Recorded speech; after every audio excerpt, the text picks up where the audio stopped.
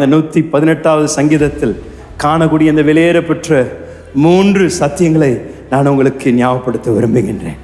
துன்ப நேரத்தில் நம்முடைய தேவன் நம்பத்தக்கவராக இருக்கின்றார். துயரத்தின் மத்தியில் அவரை நோக்கி கூப்பிடுங்கள், அப்பொழுது விசாலமான இடத்தில் கொண்டு வந்து வைப்பார் என்று தேவ வார்த்தை சொல்கின்றார். எல்லாரும் நம்மை கைவிட்டாலும் தேவன் நம்மை கைவிடவே மாட்டார். இந்த நம்பிக்கையோடு கூட இந்த இடத்தை விட்டு நீங்கள் கடந்து செல்லும்படியாக நான் விரும்புகிறேன்.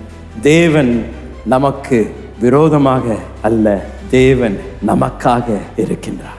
அவரை பார்த்து சொல்லுங்க, நீங்க எங்களுடைய பரலோக அப்பா. உங்களிடத்துல நான் ஓடி வரேன். உங்களிடத்துல வராம நான் யாரிடத்துல போக முடியும் ஐயா? வேற யாரும் என்னை இந்த இடத்துல இருந்து உதவி செய்ய யாருக்கும் வல்லமை இல்லை, யாருக்கும் அந்த தேவையான பலன் இல்லை. நீர் ஒருவர் மாத்திரம் என்னுடைய பள்ளத்தாக்கிலிருந்து என்னை தூக்க நீர் வல்லவராய் இருக்கின்றேன்.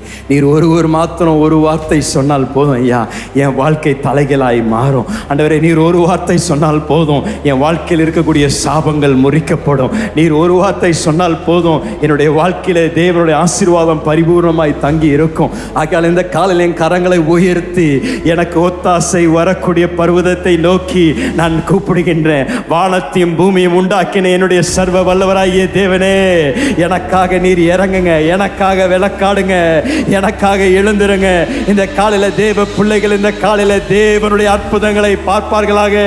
ஆண்டவரே, எங்களுடைய கண்கள் திறக்கப்படுவதாக.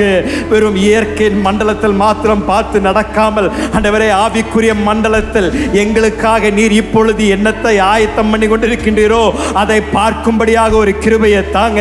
எங்க கண்களை திறந்துருங்க, ஆண்டவரே. ஆண்டவரே, வெறும் நாங்கள் எங்களுடைய சொந்த வெளத்துல மாத்திரம் நடக்க விரும்பல. ஆண்டவரே, பரிசுத்தாவியானுடைய வல்லமை, பரிசுத்தாவியானுடைய அபிஷேகம், பரிசுத்தாவியானுடைய ஞானம் எங்களை இந்த காலையில் ஆட்கொள்வதாக நான் ஜெபிக்கிறேன். ஆண்டவரே, இந்த காலையில் ஒரு நம்பிக்கை, ஒரு தைரியம், ஒரு வைராக்கியம் ஒவ்வொருவருக்குள்ளும் இருப்பதாக. என் தேவன் எனக்காக எல்லாவற்றையும் செய்து முடிப்பார். எதை துவங்கினாரோ அதை முடிக்க என் தேவன் வல்லவராய் இருக்கின்றார். எதை சொன்னாரோ அதை நிச்சயம் தேவன் செய்வார் என்ற ஒரு நம்பிக்கை எங்களுடைய இருதயத்தை நிரப்புவதாக நான் ஜெபிக்கிறேன்.